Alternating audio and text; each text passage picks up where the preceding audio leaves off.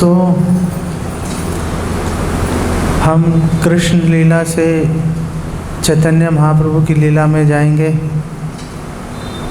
और ब्रह्मा जी के बारे में बात करेंगे कि कैसे ब्रह्मा जी ने एक गलती किया और कैसे उन्होंने अपनी गलती का पश्चाताप किया और हमें ये कथा क्यों सुननी चाहिए। भगवान कृष्ण एक बार बलराम जी नहीं थे और भगवान कृष्ण ग्वाल बालों के साथ बछड़ों के साथ गए थे गोचारण के लिए। तो वहाँ पे जंगल में भगवान कृष्ण सब बैठ के पिकनिक मना रहे थे, खा रहे थे सब मिलके लंच। तो गायें दूर चली गई, बछड़े दूर चले गए। तो सब ग्वालों ने बोला हम ढूंढ के लाते हैं, और कृष्ण ने बोला नहीं तुम बैठो, मैं ढूंढ के लाता हूँ। तो उनके मुंह पे खाना लगा हुआ है, भगवान कृष्ण के हाथ पे सारा खाना लगा हुआ है, और वो ढूंढने गए कि कहाँ पर हैं बछड़े। और जब बछड़ों को ढूंढने गए तो बछड़े मिले नहीं। क्यों नहीं मिले?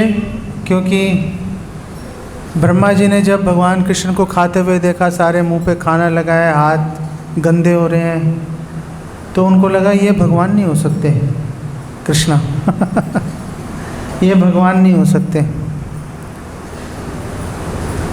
लेकिन सब कह रहे हैं भगवान है।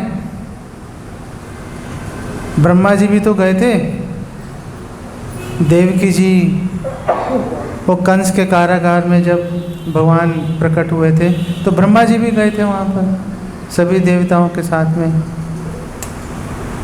भगवान की स्तुति करने के लिए। और फिर भी उनके मन में कन्फ्यूजन आ गई,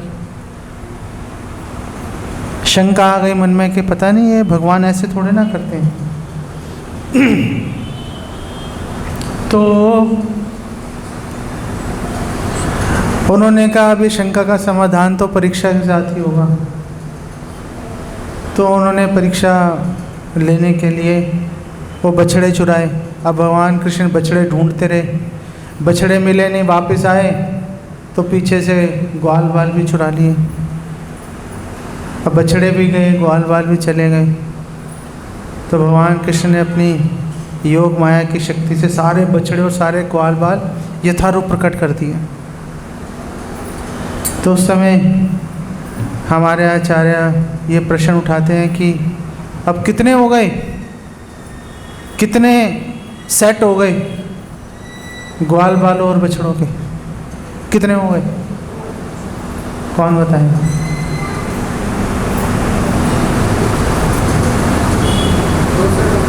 दो सेट हो गए है ना। तो हमारे आचार्य बोलते हैं कि 3 सेट थे। एक सेट था जो ब्रह्मा जी चुरा के ले गए थे, एक सेट ग्वाल बालों का बछड़ों का जो भगवान ने प्रकट कर दिया, और एक सेट गोलोक धाम में भी तो है। गोलोक धाम में ऐसा नहीं है कि अब कृष्णा यहाँ आए तो गोलोक धाम सूना पड़ गया, वहाँ अपना चलता रहता है काम, वहाँ नहीं चीज़ें रुकती। तो आप बोलोगे ऐसा कैसे है, वहाँ या यहाँ, ऐसा नहीं होता। भगवान के लिए भगवान वहाँ भी है यहाँ भी है। इसलिए तो ब्रह्मा जी ने बोला है अंडांतरस्थ परमाणु छायांतरस्तम, भगवान कण कण में विराजमान है, और एक कण के बीच में, 2 कण के बीच में जो थोड़ी सी जगह है उसमें भी भगवान विराजमान है। इसलिए ब्रह्मा जी कहते हैं कि अगर कोई बहुत ही प्रकांड विद्वान आ गया और उसने इस ब्रह्मांड के सारे कण गिन लिए, कोई आ गया उल्टे दिमाग का, उसने कोई तरीका निकाला, सारे कण गिन लिए धूल के। आप इस कमरे के अंदर, इस हॉल के अंदर कितनी धूल है उसके कण नहीं गिन सकते हम। लेकिन ब्रह्मा जी कह रहे हैं किसी ने इस ब्रह्मांड के कण गिन लिए तो भी वो भगवान की महिमा को समझ नहीं सकता। कोई ये सोच सकता है कि नहीं नहीं हम समझ जाते हैं, ब्रह्मा जी कह रहे हैं नहीं समझ सकता कोई। तो जब चुरा लिए और कुछ टाइम बीत गया, थोड़ा सा टाइम बीता था, तो ब्रह्मा जी ने देखा मैंने तो चुराए थे, ये तो यहीं पे है। वापस जाके देखा उन्होंने, वहाँ भी वो थे। वो यहाँ के देखा, वहाँ भी वो हैं। वो समझ गए। तो वो भगवान के सामने आए, वो सारे ग्वाल वाल सारी गायें सब चतुर्भुज रूप में आ गए। हैरान हो गए सारे, वो ब्रह्मा जी हैरान हो गए ये क्या हो रहा है। और भी बहुत कुछ हुआ, उसके बारे में बात नहीं करता मैं, नहीं तो जो बोलने आया वो बोल नहीं पाऊँगा।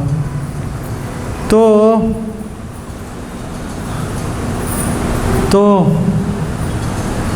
ब्रह्मा जी ने भगवान की बहुत स्तुति की। भागवतम के 10वें स्कंद के 14वें अध्याय में स्तुति है सारी, वो भगवान की स्तुति की जा रहे हैं। भगवान ने एक शब्द नहीं बोला।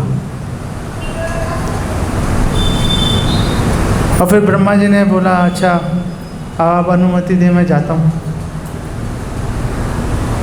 ओके चले जाओ भाई, मैंने ना तुम्हें बुलाया था, मैं जाने के लिए कह रहा हूँ। तो ब्रह्मा जी ने 3 परिक्रमा लगाई भगवान कृष्ण की, उनके ग्वाल वाले उनको वापस सौंपे और चले गए। भगवान अपने ग्वाल बाल बछड़ों के साथ मग्न हो गए वापस। लेकिन ब्रह्मा जी को वो बात कचोटती रही, ब्रह्मा जी को वो बात कचोटती रही। तो जब भगवान कृष्ण चैतन्य महाप्रभु के रूप में अवतरित हुए कलयुग में, इसी कलयुग में, तो ब्रह्मा जी भी वापस आए एक मुस्लिम के रूप में। और ब्रह्मा जी वापस आए एक मुस्लिम के रूप में, और उन्होंने बहुत ही सादगी भरा जीवन उन्होंने व्यतीत किया और नामाचार्य कहलाए। रोज़ भगवान के 3 लाख नाम लेते थे। हम लोग तो 25,000 नाम लेने में हमारी ऐसी की तैसी हो रही है। वो रोज़ 3 लाख नाम लेते थे, वो प्रचार भी करते थे।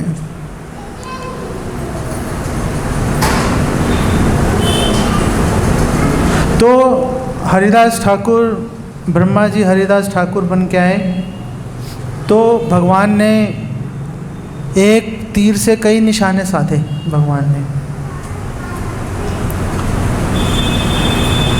भगवान ने ये दिखाया कि जाति काम नहीं करती, है नहीं है नहीं है।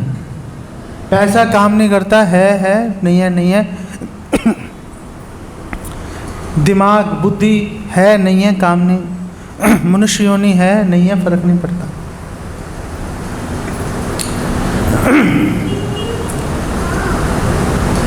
हमारे आचार्य बोल रहे हैं कि वृंदावन दास ठाकुर बोल रहे हैं कि जाति कुल सब निरर्थक बुझाइते, ये बताने के लिए कि जाति कुल बुद्धि धन शिक्षा ये सब निरर्थक हैं, बेकार हैं, किसी काम के नहीं है। जन्मी ने नीच कुले प्रभु राज्ञाते, इसीलिए नीच कुल में जन्म लिया हरिदास, ब्रह्मा जी ने हरिदास ठाकुर के रूप में। और उन्होंने ये बोला कि प्रहलाद ये हैं दैत्य कपि हनुमान, यही मत हरिदास नीच जाति नाम। जैसे राक्षस हैं, राक्षस तो भक्त नहीं बन सकते। कौन कह रहा है नहीं बन सकते? प्रहलाद महाराज बन गए, और प्रहलाद महाराज ने अपने अनेक सहपाठियों को भी भक्त बनाया। भागवतम के 7वें स्कंद में हमें इसका वर्णन मिलता है। और हनुमान जी तो मनुष्य भी नहीं है, किम पुरुष हैं, बंदर हैं। वानर, वानरा, वानर को हम बंदर समझते हैं, लेकिन वानरा किन्नरा, कि ये अगर किसी व्यक्ति को देख के ये प्रश्न आए कि ये मनुष्य है कि बंदर है। किम पुरुष जो होते हैं तो वानर होते हैं, एक मनुष्य और बंदर का कॉम्बिनेशन, एक बीच में खड़े होते हैं। हनुमान जी वो हैं वानरा, कि ये मनुष्य हैं कि बंदर है।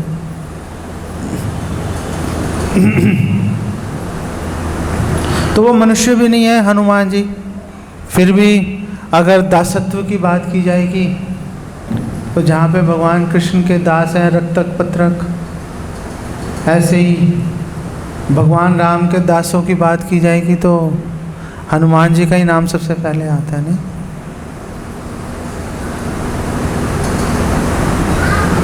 तो कोई मनुष्य योनि जाति कुल कुछ काम नहीं करता। भगवान ने ये भी दिखाया हरिदास ठाकुर के द्वारा, लेकिन हरिदास ठाकुर ये भगवान दिखा रहे हैं। हरिदास ठाकुर क्या सोच रहे हैं? हरिदास ठाकुर ने ये सोचा कि मेरे से कितना बड़ा अपराध हो गया भगवान के चरणों में।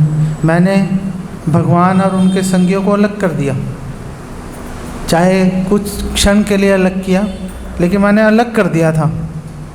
ये कितनी मैंने बड़ा अपराध कर दिया मैंने। तो इसका अपराध हो गया, तो अब इसका उपाय क्या है? इसका उपाय है पूरा जीवन पश्चाताप में निकाल दूंगा। हरिदास ठाकुर का पूरा जीवन क्या है? पश्चाताप में लगा हुआ है। तो वो लोग खड़े हो जाओ, आप इधर खड़े हो जाओ। इधर आपको नींद आ रही है ना? नहीं, आँख मीच के मत सुनो। आँख मीच के तो आप धाम पहुंच जाओगे हमारे बिना मदद के। आप हमें मदद करने का मौका दो। आँख मत मीचो। आँख आप मीच सकते हो जो बिल्कुल सुबह आप 6 घंटे की नींद लेके एकदम फ्रेश हो तो आधा घंटा आँख मीच सकते हो, फिर नींद शायद ना आए। आप पूरे दिन के थके मांदे हो, आँख बंद करती हल्की सी, जयराम जी की हो जाएगी। तो ब्रह्मा जी ने सोचा पूरा जीवन पश्चाताप में निकाल दूंगा। जैसे भरत महाराज हैं, वो भगवान से आसक्ति के लिए गए थे वन में, हिरण से आसक्त हो गए, हिरण बन गए, उनको अपनी गलती का एहसास हुआ। फिर जड़ भरत के नाम से उन्होंने जन्म लिया। तो उन्होंने सोचा दोबारा गलती नहीं करूँगा। पूरा जीवन इस तरह से निकाला कि लोग हंसी उड़ा रहे थे उनकी। उनके पिताजी कहते थे हाथ ऐसे धो, ऐसे धोते थे। उल्टा काम करते थे सब। अब पिताजी उनके कहते थे कितना पागल है तू भाई, तेरे को समझ ही नहीं आ रही। वो सारे काम उल्टे करते थे वो। किसी को उनसे कोई अपेक्षा नहीं थी। पूरा जीवन ऐसे निकाल दिया उन्होंने। सिर्फ एक ही जगह उनकी महानता हमें 2 जगह दिखाई दी। जब वो डाकू पकड़ के ले गए थे तो काली माता ने वो डाकुओं का वध करके जड़ भरत की रक्षा की। और दूसरा हमें तब पता चला जब महाराज रघुगण ने उनको अपनी पालकी में जोत दिया था।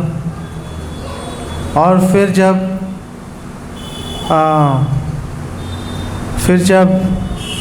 जड़ भरत ने और महाराज रघु ने बोला तुम्हारी पिटाई करनी पड़ेगी तो तुम सुधरोगे, तो उस समय जड़ भरत ने उनको जो 2-3 वचन बोले उसको सुन के पालकी से नीचे उतर आए राजा रघुगण। कभी मौका मिलेगा तो ये वामन रूपा प्रभु आपको सारी कहानी कथा सुनाएंगे वो वाली, कि क्या हुआ, क्या रघुगण ने बोला था और क्या जड़ भरत ने बोला। बहुत ही सुंदर संवाद है। तो पूरा जीवन उन्होंने पश्चाताप में निकाला जड़ भरत ने। ऐसे ही ब्रह्मा जी ने सोचा कि पूरा जीवन पश्चाताप में निकालूंगा, और पूरा जीवन उन्होंने पश्चाताप में निकाला। उन्होंने पूरा जीवन। हम क्यों सुन रहे हैं? हम क्यों सुन रहे हैं हरिदास ठाकुर के बारे में? और उन्होंने गलती की थी, उन्होंने पश्चाताप के लिए जीवन निकाल दिया। हम क्यों सुन रहे हैं? हम इसलिए सुन रहे हैं क्योंकि श्री भक्त्यालोक में भक्ति विनोद ठाकुर बोल रहे हैं, उन्होंने एक श्लोक कोट किया, 2 श्लोक कोट किए भगवद गीता के। 29 31 अपि चेत सुदुराचारो भजते माम अनन्य भाग साधुरेव स मंतव्य सम्यक व्यवसितो हि सा क्षिप्रम भवति धर्मात्मा शिश्वत शांतिम निगच्छति कौन्तेय प्रतिजाने नामे भक्त्या प्रणश्यति। तो भगवान कृष्ण ने अर्जुन को बोला कि अपि चेत सुदुराचारो भजते माम अनन्य भाग, अगर कोई मेरा भक्त है लेकिन उसने बड़ी भारी कोई गलती कर दी, बड़ी भारी गलती कर दी उसने, तो भी वो कह रहे हैं साधु रेव समनते हुए, तो भी उसको साधु मानो, तो भी उसको बदमाश समझने की, असाधु समझने की गलती मत करो। क्यों? क्योंकि भक्ति में लगा हुआ है। और क्षिप्रम भक्ति धर्मात्मा, अगर तुम ऐसा समझोगे तो तुम भी भक्त बन जाओगे। वो तो पहले से भक्त है ना। वो पहले से भक्त है। एक्चुअली में जब आप इसका अनुवाद पढ़ेंगे, अनुवाद में लिखा है क्षिप्रम भवति धर्मात्मा, कि वो दोबारा से धर्मात्मा, दोबारा से अच्छे से अच्छा भक्त बन जाएगा। हाँ, शाश्वत शांति में निगच्छति, और शाश्वत शांति को प्राप्त करेगा। तो फिर एक क्वेश्चन उठा कि जब पहले श्लोक में बोल दिया कि भजते माम अनन्य भाग, तो वो तो पहले से ही भक्त है, फिर क्षिप्रम भवति धर्मात्मा फिर क्यों बोला? नहीं, जब वो पहले से भक्त है तो ये बात समझने के लिए कई वर्ष लग गए मुझे। आप ये मत समझना कि आपको तुरंत पता चल जाएगी ये बात, बताने पर भी समझ नहीं आती ये वाली बात। तो भक्ति विनोद ठाकुर ने बोला कि क्षिप्रम भवति धर्मात्मा तुम्हारे लिए, उसके लिए नहीं है, वो तो भक्त है ही। लेकिन अगर किसी ने गलती की और आप तब भी उसको भक्त समझोगे तो आप भी अच्छे भक्त बन जाओगे बहुत जल्दी, क्योंकि वो तो पहले से ही भक्त है। तो यही बात श्री भक्तालोक में भक्ति विनोद ठाकुर कह रहे हैं। वो बोल रहे हैं कि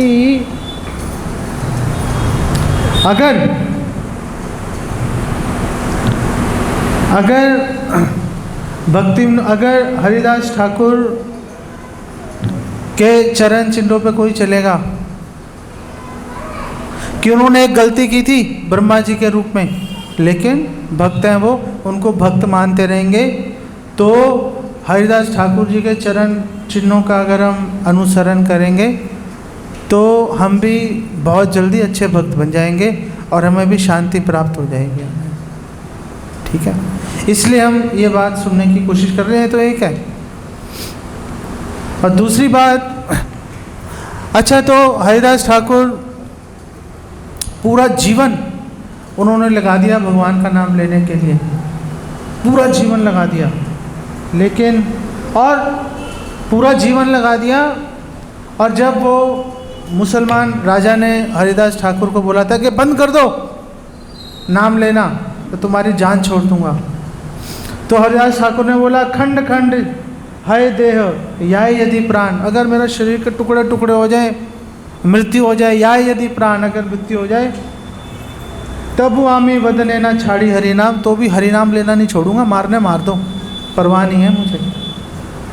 ये हरिदास ठाकुर जिनके पास चैतन्य महाप्रभु चल के आए सिद्ध बकुल में,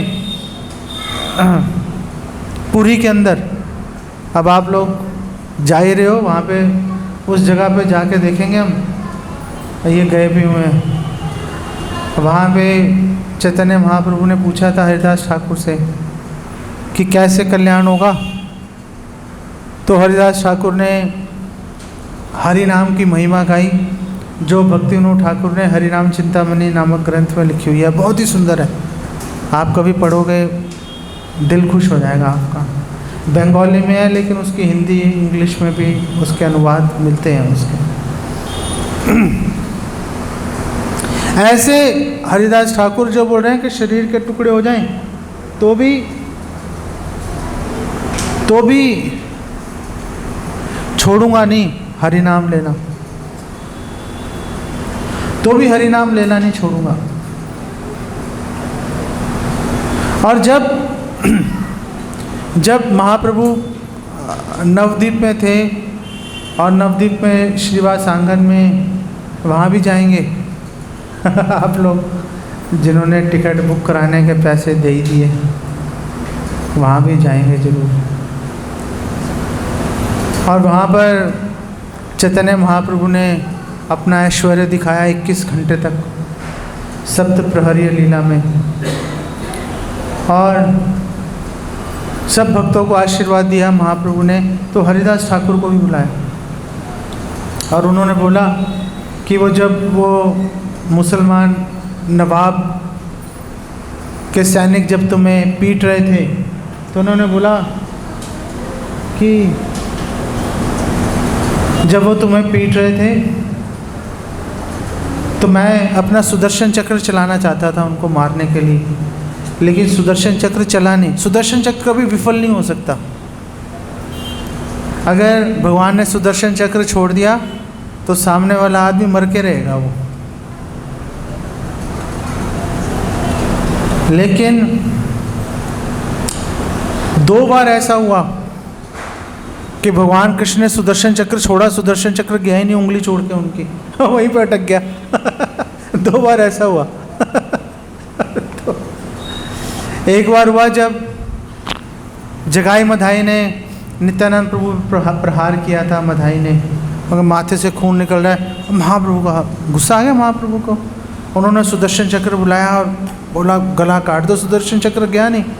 महाप्रभु हैरान हो गए, नीचे देखा तो नित्यानंद प्रभु ने चैतन्य महाप्रभु के पैर पकड़े हुए थे कि प्लीज़ क्षमा कर दो, और नित्यानंद प्रभु ने बोल दिया क्षमा कर दो, सुदर्शन चक्र विफल हो गया। वो एक घटना हुई। दूसरी घटना ये थी कि जब चैतन्य महाप्रभु ने उनको बोला कि जब वो तुम्हें पीट रहे थे मैंने सुदर्शन चक्र छोड़ा था, वो सुदर्शन चक्र चला नहीं क्योंकि तुमने बोला था कि हे भगवान इनकी रक्षा करना, इन पे कृपा अपना इन पे कृपा करना आप। तो तुम्हारे इस वचन की वजह से उन्होंने बोला कि तुम ही भाल चिंतले ना करो मुई बल। मेरे में ताकत ही नहीं थी कि उनको मार दूं, वो सैनिकों को जो तुम्हें निरंतर पीट रहे थे।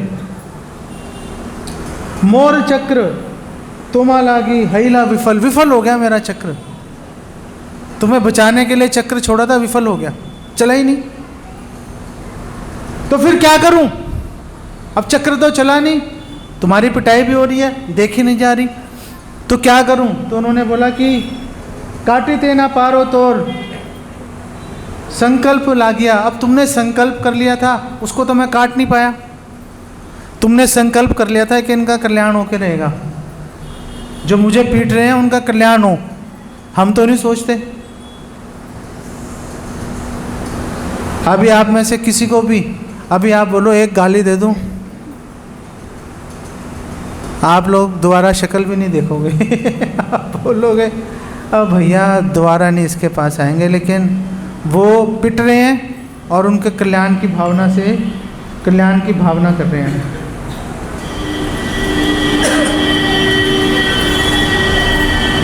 और वो बोल रहे हैं कि अब तुम्हारा वचन तो मैं काट नहीं पाया। तो उन्होंने बोला फिर क्या करूं? तो मैंने क्या किया? तोर पृष्ठे पढ़ो तोर मारन देखिया। वो तुम्हें पीट रहे थे, देखा नहीं गया, तुम्हारी पीठ को मैंने अपने शरीर से ढक दिया। कि अब जो मारेंगे मेरी पीठ पे लगेगा। तो चैतन्य महाप्रभु ने हरिदास ठाकुर को पूछा, जब वो पीट रहे थे तुम्हें दर्द हो रही थी? तो हरिदास ठाकुर ने बोला सच बोलूं दर्द ही नहीं हुई, सच तो यही है। तो महाप्रभु ने उनको अपनी पीठ दिखाई, सारी पीठ पे कोड़ों के निशान पड़े हुए थे। भैया वहीं पे हरिदास ठाकुर नीचे गिर गए, वहीं पे नीचे गिर गए। हरिदास ठाकुर ने महाप्रभु को बोला, हरिदास ठाकुर ने बोला कि एक सत करियाच आपन वदने। आपने एक बात बोली है, आपने खुद ही बोली है वो बात। आपन वदने, अपने मुंह से आपने ये बात बोली है, और वो बात हर हालत में सच होकर रहेगी। जे जन तुम्हार करे चरण स्मरणे। जो लोग आपके चरणों का स्मरण करते हैं, कीट तुल्य है यदि तारे नहीं छाड़, अगर वो गलती से किसी कीड़े के रूप में भी जन्म लिया तब भी आप उसको नहीं छोड़ोगे, तब भी आप उसके साथ रहते हो, उसका ध्यान रखते हो, तब भी आप उसका ध्यान रखते हो, क्योंकि उसने आपके चरणों का स्मरण किया था। आपने खुद ही बोला है कि छोड़ूंगा नहीं। और अगर किसी ने चरणों का स्मरण नहीं किया, इहाते अन्यथा, अन्यथा अन्यथा मतलब वो चरण का स्मरण जिसने किया उसकी एक बात होगी, अन्यथा इहाते अन्यथा कि जिन्होंने स्मरण नहीं किया, इहाते अन्यथा हैला नरेंद्र रे पाड़ के कोई राजा भी बन जाएगा उसको भी छोड़ दूंगा, उसको आप त्याग देते हो, उसके भी पास नहीं जाते। यह आपने अपने मुंह से बोला। हरिदास ठाकुर चैतन्य महाप्रभु को बोल रहे हैं, और हरिदास ठाकुर ने बोला कि यह बात आपने अपने मुंह से तो बोली है, सच है, लेकिन एक जगह पे बात नहीं लग रही आपकी। चैतन्य महाप्रभु ने बोला है, कौन सी ऐसी जगह आ गई कि जहाँ पे ये बात नहीं लग रही?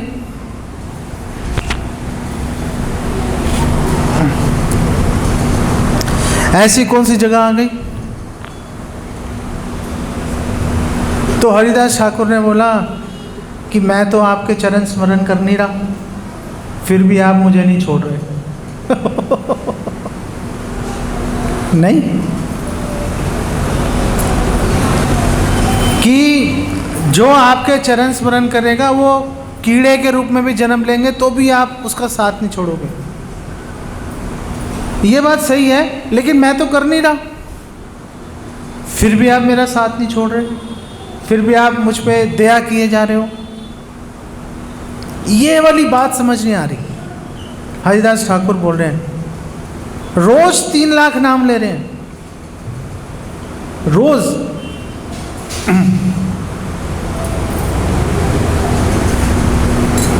और कह रहे हैं कि ये बात समझ नहीं आई मुझे कि मैं तो नाम ले नहीं रहा, मैं तो स्मरण कर नहीं रहा, फिर आप मुझ पे कृपा करनी छोड़ ही नहीं रहे। आप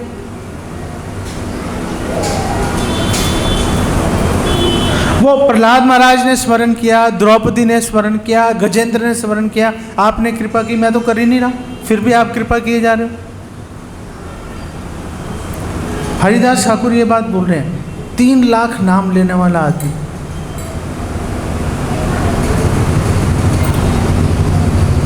तो हरिदास ठाकुर ने बोला कि मेरी योग्यता नहीं है आपकी कृपा की, लेकिन आशा है मेरे हृदय में कि आपकी कृपा प्राप्त हो।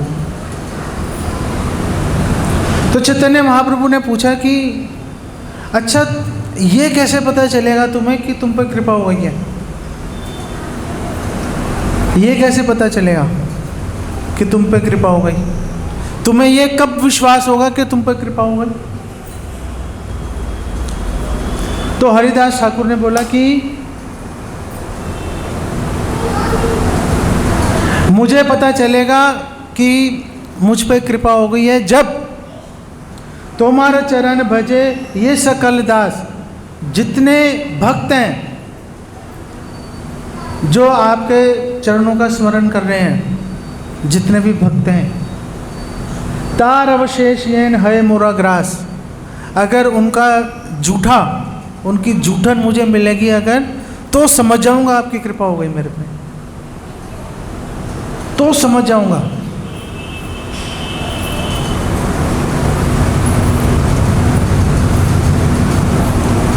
तो चैतन्य महाप्रभु ने उनको क्या बोला? चैतन्य महाप्रभु ने उनको ये बोला, अब ये वही हरिदास ठाकुर हैं जिन्होंने भगवान की स्तुति की थी और भगवान ने उनकी तरफ देखा भी नहीं था। ये वही हरिदास ठाकुर हैं जिन्होंने, ब्रह्मा जी ने भगवान की स्तुति की, भगवान ने देखा ही नहीं उनकी तरफ, एक शब्द नहीं बोला।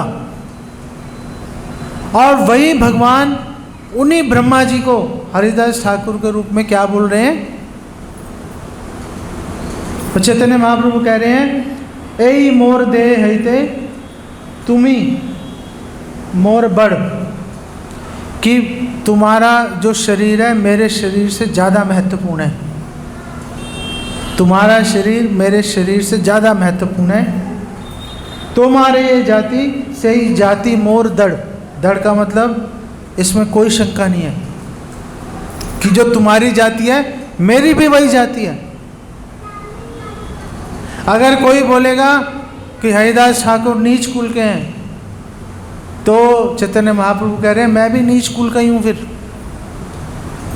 क्योंकि हमारी जाति सेम है, हमारी जाति सेम है। तो हम ब्रह्मा जी के, हम ये बात क्यों कर रहे हैं कि हमने देखा कि ब्रह्मा जी ने गलती किया और वो गलती की वजह से भगवान कृष्ण ने उनकी तरफ देखा भी नहीं। उन्होंने बड़ी स्तुतियाँ की ब्रह्मा जी ने, और फिर ब्रह्मा जी ने पूरा जीवन पश्चाताप में निकाला। तो भगवान ने उनको बोला कि तुम्हारा शरीर मेरे शरीर से ज़्यादा महत्वपूर्ण है। उनके शरीर को चोट से बचाने के लिए अपने शरीर से ढक दिया उनको। और जब हरिदास ठाकुर ने प्राण छोड़े तो चैतन्य महाप्रभु ने अपने गोदी में उनको उठाकर उनके शरीर को पूरी के अंदर उन्होंने नृत्य किया और अपने हाथों से उनको समाधि दी। तो कितना लंबा रास्ता तय किया उन्होंने कि एक तरफ तो बात ही नहीं कर रहे हैं भगवान, दूसरी तरफ भगवान कह रहे हैं कि तुम्हारा शरीर मेरे शरीर से ज़्यादा महत्वपूर्ण है।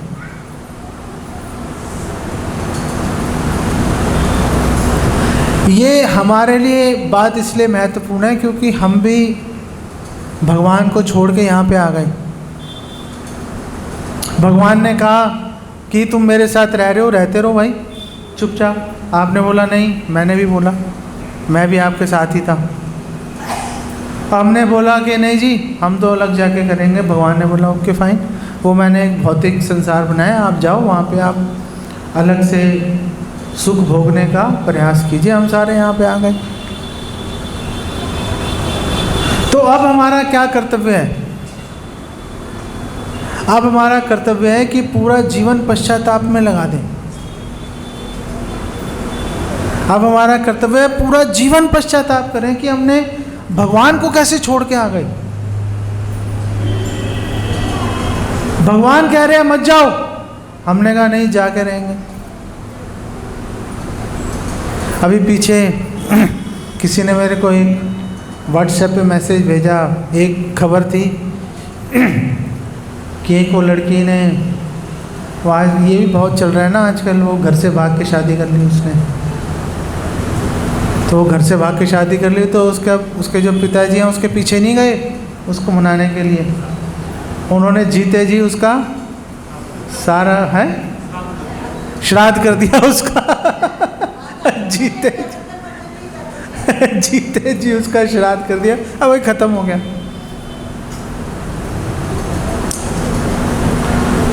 ये तो फिर लोग पूछ रहे हैं कि उसने सही किया कि गलत किया। और चलो हमें क्या, हम तो ये खुशी मनाओ कि अब भगवान ने हमारा श्राद्ध नहीं किया अभी तक। भगवान, हम भी तो छोड़ के आ गए भगवान को। अब भगवान ने हमारा श्राद्ध नहीं किया। अब भगवान मौके पे मौका दे रहे हैं। तो हमारा कर्तव्य है कि हम भी अपना पूरा जीवन पश्चाताप में लगा दें। तो जो व्यक्ति अपना पूरा जीवन पश्चाताप में लगाना चाहता है, पहली बात है पूरा जीवन विनीत भाव से बिताना पड़ेगा, शिकायत नहीं कर सकता।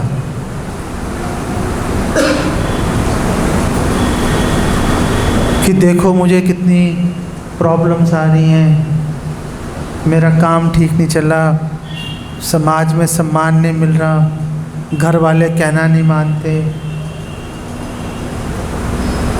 बीमारी है, शरीर काम नहीं कर रहा। मन है, मन परेशान कर रहा है, अब शिकायत मत करो भाई। पूरा जीवन पश्चाताप में लगा दो।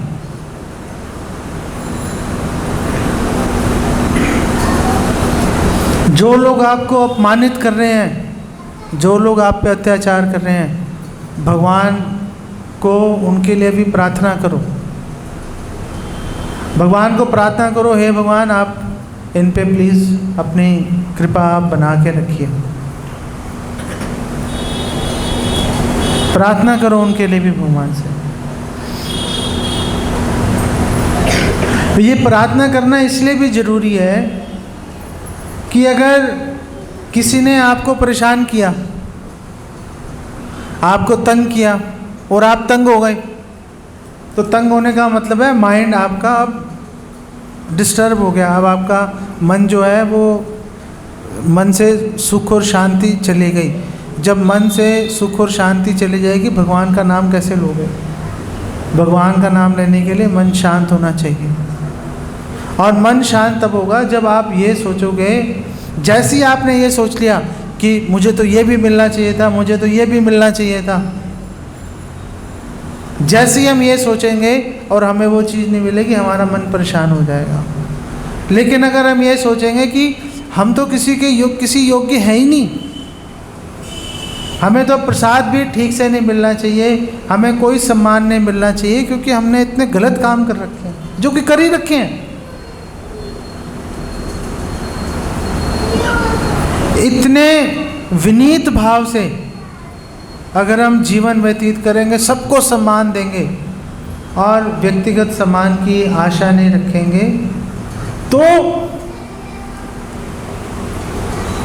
तो जिन भगवान को हम छोड़ के आ गए थे, वही भगवान एक दिन ये बोल देंगे कि तुम्हारा शरीर मेरी संपत्ति है। जैसे चैतन्य महाप्रभु ने सनातन गोस्वामी को बोला था कि ये तुम्हारा शरीर मेरी संपत्ति है भाई, तुम इस शरीर के बारे में कोई फैसला नहीं कर सकते, तुम्हारे शरीर का फैसला मैं करूँगा। मुरारी गुप्त को चैतन्य महाप्रभु ने बोला था, वहाँ भी जाएंगे हम। मुरारी गुप्त को भी चैतन्य महाप्रभु ने बोला था, ये तुम्हारा शरीर थोड़े ना है, ये तो मेरा है, मैं फैसला करूँगा क्या करना है इसके साथ। अब तुम फैसला नहीं कर सकते।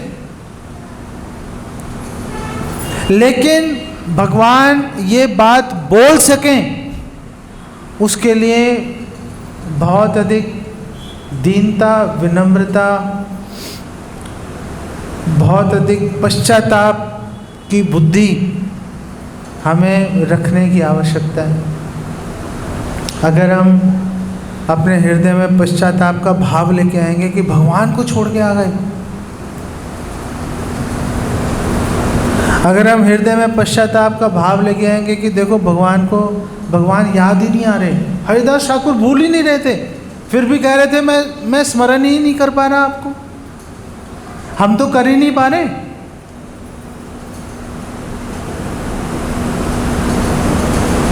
तो भी हमारे लिए आशा की किरण है, अगर हम पश्चाताप का भाव अपने मन में रख के लगातार भक्तों की सेवा में लगेंगे, निरंतर भगवान का नाम लेने की चेष्टा करेंगे, कोशिश करेंगे, तो ऐसा हो ही नहीं सकता कि भगवान की कृपा आपको प्राप्त नहीं होगी। भगवान की कृपा आपको मिल के रहेगी, इसमें कोई संशय नहीं है। यहाँ पे इसको विराम देता हूँ। आप लोग कुछ प्रश्न पूछना चाहो तो आप प्रश्न पूछ सकते हो।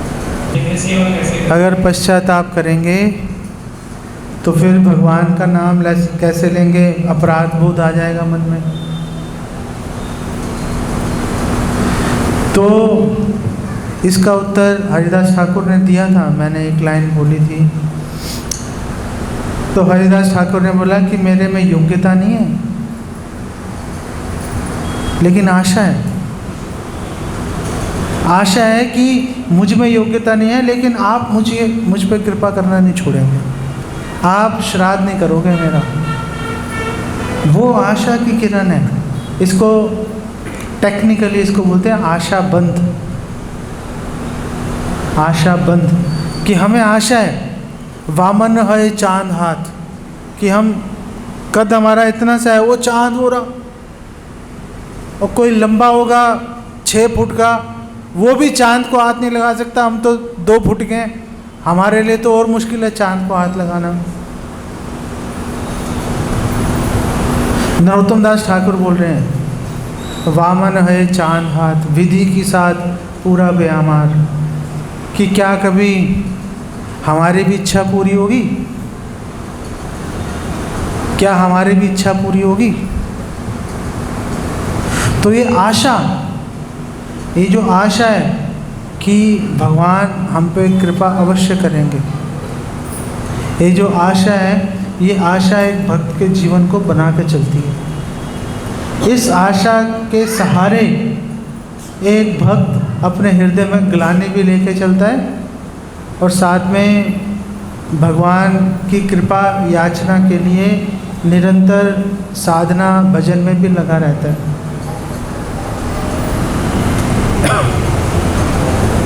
लेकिन ये काम जो है, ये काम कहना आसान है और करना मुश्किल है। ये काम करने में बहुत अड़चनें आती हैं। तो अगर ये काम सुचारू रूप से करना है, निर्बाध रूप से, तो भक्तों की शरण में रहना पड़ेगा। आपके घर वाले आपको परेशान करेंगे क्या, कर ही रहे हैं? कोई है जिसके घर वाले परेशान नहीं कर रहे? अच्छा, आएगा वो टाइम भी आपके जब ज्ञान चक्षु खुलेंगे। एक्चुअली में क्या होता है कि हमारा दिमाग इतना कुंद हो चुका है कि हमें मान अपमान में फ़र्क ही नहीं पता चलता।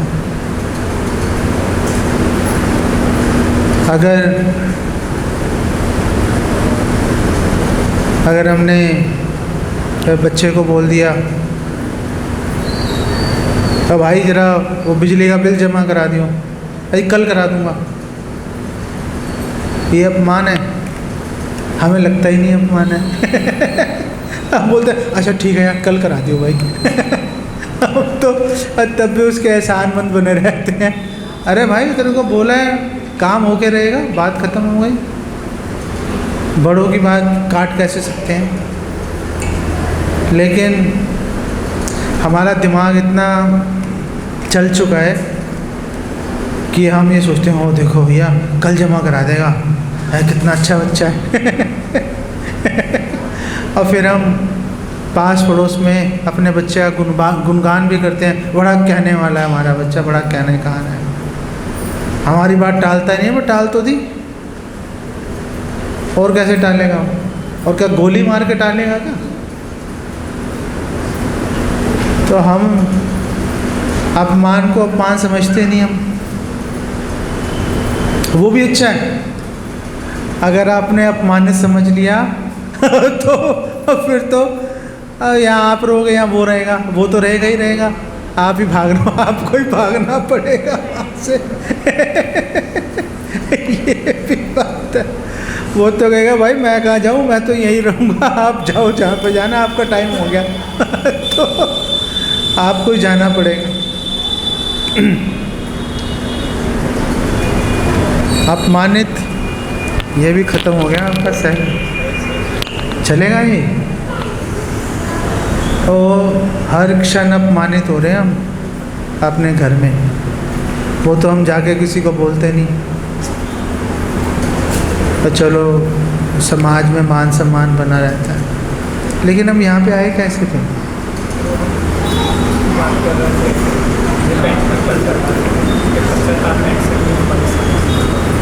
नहीं तो यहाँ पे कैसे आ गए? इन्होंने बोल के सारी पटरी से ट्रेन भगा दी कहीं और। लेकिन ये भी चलो महत्वपूर्ण बात है, ये समझ लो कि अपमान रोज़ होता है, हम दिल पे नहीं लगाते उसको, बस हम सोचते हैं नहीं नहीं ठीक है ऐसे ही हो रहा है, पूरी दुनिया ऐसे कर रही है।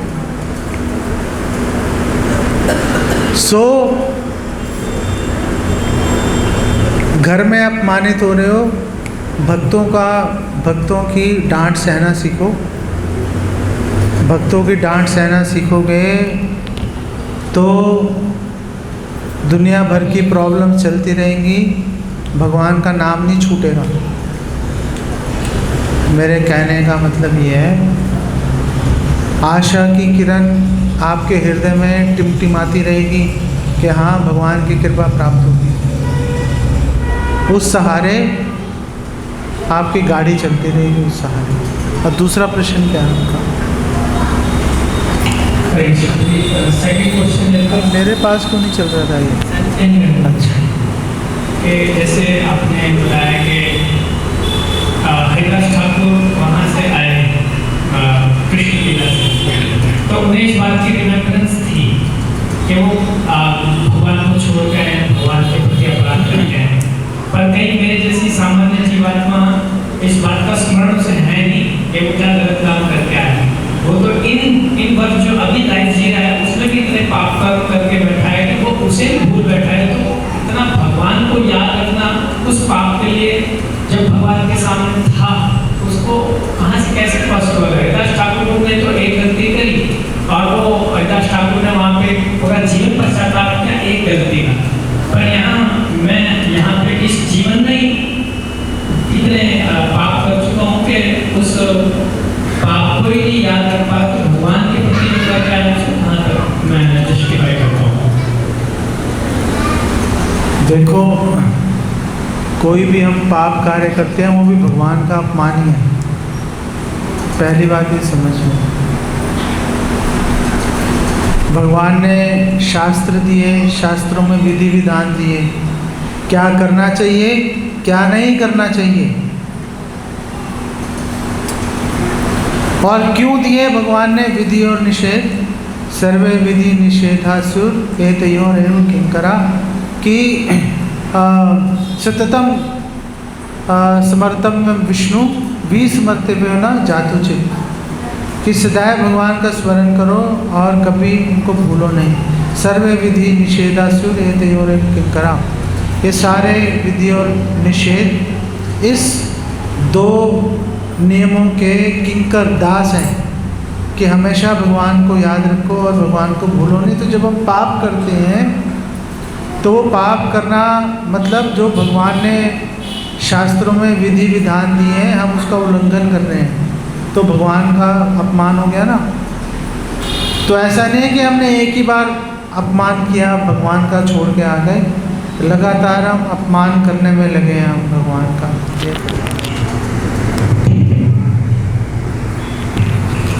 लगातार हम भगवान का अपमान करने में लगे हुए हैं। ये बात अगर हमारे दिमाग में आ गई कि हम अभी भी लगातार भगवान का अपमान करने में लगे हुए हैं, तो उससे ग्लानि का भाव हृदय में आ सकता है। तो चलो नहीं आ रहा हृदय में ग्लानि का भाव, कोई बात नहीं, तो आप भगवान के धाम में भगवान की सेवा करने की इच्छा जागृत करो कि ये संसार में तो प्रॉब्लम्स हैं, भगवान के धाम में प्रॉब्लम नहीं है, चलो वहाँ जाके कम से कम सुख से रहने की आशा बनेगी। इस आशा का ही अपने हृदय में मुमुक्षु, इस आशा को अपने हृदय में जागृत करो, तो भी भगवान का नाम लोगे तो भी कल्याण होगा। नहीं याद में आ रहा प्रॉब्लम नहीं है, लेकिन यहाँ पे तो प्रॉब्लम, संसार तो दुखालय में है ना, यहाँ तो प्रॉब्लम्स दिख रही हैं, लोग मर रहे हैं, ये तो सबको ही दिख रहा है। ये तो कोई आंख बंद नहीं कर सकता ना कि हमें तो कोई मर रहा वो दिखाई नहीं दिया, सबको दिख रहा है। तो कम से कम ऐसी जगह पे जाने की तो कोशिश करें जहाँ पे कि मृत्यु नहीं है, जहाँ पर आप सदैव एक ही आयु के बने रहोगे और बिना किसी कुंठा के भगवान की सेवा करोगे, इसलिए उसका नाम वैकुंठ है। तो ये आशा लेके करो, इसको मुमुक्षु की भावना कहते हैं। इससे भी आप आगे बढ़ जाओगे, कोई प्रॉब्लम नहीं है, ग्लानि नहीं हो रही, कोई प्रॉब्लम नहीं। कोई एक कारण पकड़ लो भगवान का नाम लेने के लिए, भगवान की सेवा करने के लिए, ग्लानि नहीं हो रही, इच्छा लेके आओ कि भैया यहाँ से बाहर निकलना है, तो भी आगे बढ़ जाओगे, कोई दिक्कत नहीं। ठीक है। तो आप नरेंद्र मोदी को कैसे ताकत दे सकते हो? नहीं, ताकत देने का कैसे दे सकते हो, मेरा प्रश्न है आपसे। वोट देके तो दे सकते हो, उससे ज़्यादा और क्या कर सकते हो? वोट देते रहो और अपना भक्ति करते रहो। इस संसार में हर तरह का व्यक्ति है, आसुरी भी है और धार्मिक व्यक्ति भी हैं। अब धार्मिक व्यक्ति हैं, वो भी, उनके भी कई वर्ग हैं, क्षत्रिय हैं, ब्राह्मण हैं, कोई वैश्य हैं, कोई शूद्र हैं। तो जो क्षत्रिय है, जैसे शासक हैं नरेंद्र मोदी और ये जो राजनेता हैं, ये क्षत्रिय हैं, ये अपना काम करते रहे क्षत्रिय का। जो वैश्य हैं वो व्यापार चलाते रहे, संसार को चलाते रहे। वो जो शूद्र हैं वो सेवा करते रहे, और जो भक्त हैं वो भक्ति करो। भक्ति हर किसी के बस की है नहीं। मनुष्यानाम सहस्रेषु कश्चित् यतति सिद्धये यततामपि सिद्धानाम कश्चित् माम वेति तत्वता। भगवान को कोई करोड़ों में से तो कोई एक जान ही पाता है। तो वो आप कितनी भी मेहनत करो, क्षत्रिय हमेशा रहेंगे अपनी जगह पे, वो नहीं खत्म होते। वैश्य अपनी जगह पे बने रहेंगे, शूद्र अपनी जगह पे बने रहेंगे, वर्णाश्रम धर्म चलता रहेगा। आप पूरे संसार की चिंता करने से पहले अपने बारे में सोचो कि मुझे इस संसार से बाहर निकलना है। आप संसार, अगर पांडव ये सोचते हैं कि पूरा संसार कैसे चलेगा, वो सब कुछ छोड़ के चले क्यों जाते? और उन्होंने कहा भैया कोई ना कोई देखेगा, हम जा रहे हैं, हमें भगवान की शरण लेनी जरूरी है। हमारे व्यक्तिगत तौर पे भगवान की शरण लेना जरूरी है। वानप्रस्थ लो, निकलो यहाँ से। आप व्यक्तिगत रूप से आप करने का प्रयास कीजिए। जैसे बोलते हैं कि एक परिवार को बचाने के लिए परिवार के एक सदस्य की बलि देनी पड़े तो जायज़ है, नहीं? 10 लोग हैं मरने वाले, एक की बलि दो, बाकी 9 बच जाएंगे, एक को मरने दो भाई, 9 को बचाओ, जायज़ है।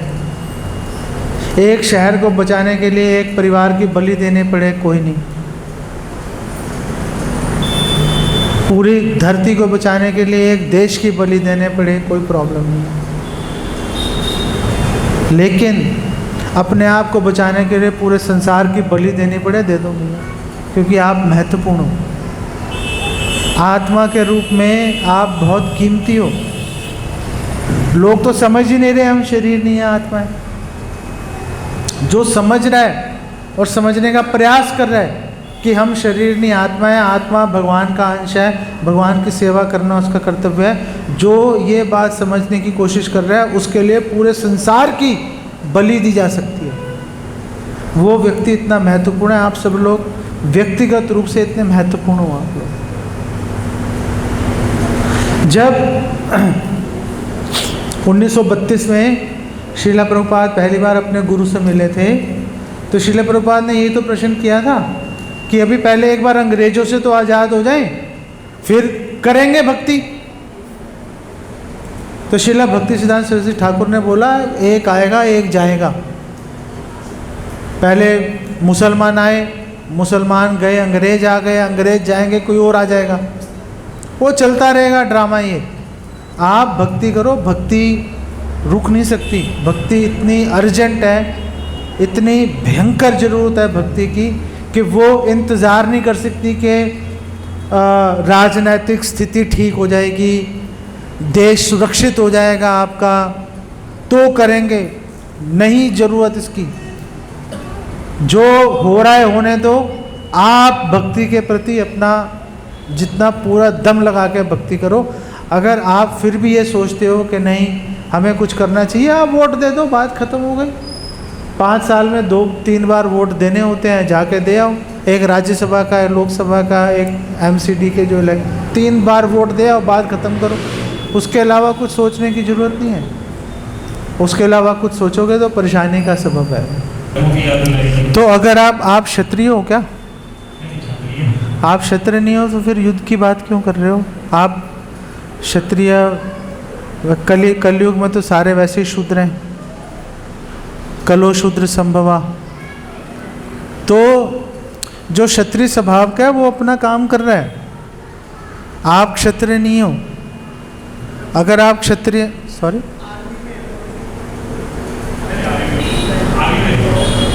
अरे आजकल जो अगर आप हो भी सही आर्मी में नहीं, मैं बोल रहा हूँ अगर जो आर्मी में भी जितने लोग हैं वो सारे क्षत्रिय थोड़े ना हैं। आर्मी में जितने लोग हैं सब कोई क्षत्रिय नहीं है, ऐसा क्षत्रिय होंगे बहुतायत में, लेकिन सारे क्षत्रिय वहाँ भी नहीं है। तो आप क्षत्रिय नहीं हो, आपके पास ये जो डेमोक्रेसी है इसमें एक ही ताकत है, वोट की। इससे ज़्यादा आप कुछ नहीं कर सकते। आप सोचना शुरू कर दो कि हमने वो बीजेपी को बहुत मजबूत बनाना है। कैसे बनाओगे? वोट ही तो दोगे आखिर में, और क्या कर लोगे आप? और तो हम कुछ कर नहीं सकते इससे आगे आप यही कर सकते हो कि आप खुद अच्छे से भक्ति करो और दूसरों को भक्ति में लगाओ, ताकि आज आप जिससे नफरत करते हो सकता है कल उसी के परिवार में जन्म हो जाए। फिर क्या करोगे? फिर उसकी जय बोलोगे। ये तो चक्कर चलता रहेगा ना। ऐसा कौन कह रहा है कि कल को हम मुसलमान के परिवार में हमारा जन्म नहीं हो जाएगा? हो सकता है हम कल को मुसलमान के परिवार में जन्म हो जाए हमारा, फिर हम हिंदुओं को गालियां देंगे। आज हिंदू मुसलमानों को गालियां दे रहे हैं। वो तो चक्री चलती रहेगी ना अपनी जगह पे। इसीलिए श्रीला भक्ति सिद्धांत सरस्वती ठाकुर ने बोला ये सब चलता रहेगा, छोड़ो, आप भक्ति करो, आगे बढ़ो। भक्ति का प्रचार का कार्य किसी भी हालत में रुक नहीं सकता, इसीलिए उन्होंने ये बात बोली। ठीक है, और किसी का प्रश्न है तो ओके। माताओं की तरफ कोई किसी का प्रश्न है तो ओके। सो आप सब हृदय में पश्चाताप की भावना लेके आओ, जिससे आपको अच्छे से भक्ति करने का आपको प्रेरणा मिले, ताकत मिले। और कभी आपका मन परेशान हो तो भक्तों के पास आओ, भक्तों को अपनी व्यथा सुनाओ। व्यथा सुनाने भर से ही काम हो जाता है। मैं इस्कॉन में एक हमारा इस्कॉन का ही एक डिपार्टमेंट है जिसमें कई भक्तों के आपस में मनमुटाव हो जाए तो उसको सुलझाने का काम करते हैं। तो मैं भी उसमें सेवा कर रहा हूँ। तो वहाँ पर ये बोला जाता है कि ज़्यादातर मनमुटाव तभी ख़त्म हो जाते हैं जब आप आराम से बैठ के किसी की बात सुन लो। ऐसे इसका इनसे मतभेद है, सन्नी का, सुबह सन्नी का अपने पिताजी से मतभेद है, मान लेता हूँ। तो अब वो मतभेद कैसे दूर होगा? 99% ये आएगा, ये बैठेगा, अपनी दिल की व्यथा सुनाएगा, मन हल्का हो जाएगा, बात ख़त्म हो जाती है। 100 में से 99। सिर्फ आओ, अपनी व्यथा सुनाओ, दिल हल्का हो जाएगा, भक्ति में लगे रहो। प्रॉब्लम तब होती है जब हम दुखी होते हैं और अकेले ही जूझते रहते हैं, तो दिक्कत आती है। तो अकेले मत जूझो, अकेले मत तकलीफ़ झेलते रहो। प्रॉब्लम है, चीज़ें आपके हिसाब से नहीं हो रही, भक्तों के पास जाओ, उनके सामने अपना दिल की व्यथा सुनाओ, मन हल्का हो जाएगा, बात ख़त्म हो जाएगी।